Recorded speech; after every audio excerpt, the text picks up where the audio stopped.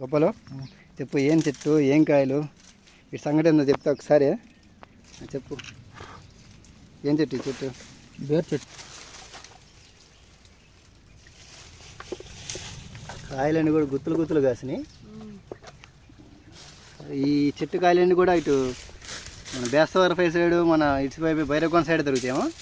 భైరవకోనకి కూడా దొరకవు. భైరవ ఎక్కడ ఒక్కసారి చూసాను.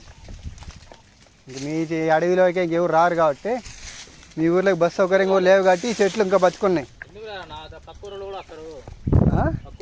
అదే చెప్తుంది, మీ ఊరికి బస్సు సౌకర్యం లేదు కాబట్టి చెట్లు ఇంకా బతికినాయి. ఏంటి ఇప్పటికి ఇప్పుడు చంపేసేవాళ్ళు.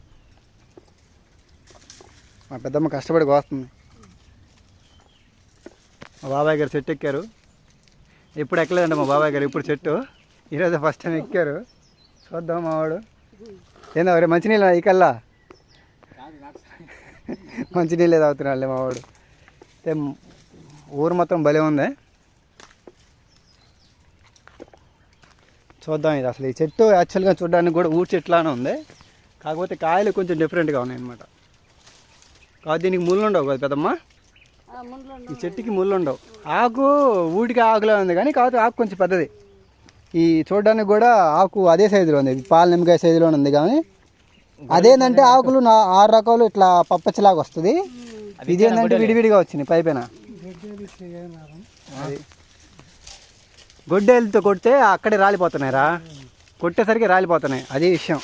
పెద్దమ్మ తగులుతుంది. ఎంత కష్టపడుతున్నారు బాబాయ్ గారు ఇవాళ. ఒక చెట్టుకు వస్తే మాకు ఇంకొక చెట్టుకు వస్తే బుట్ట నిండిపోయింది.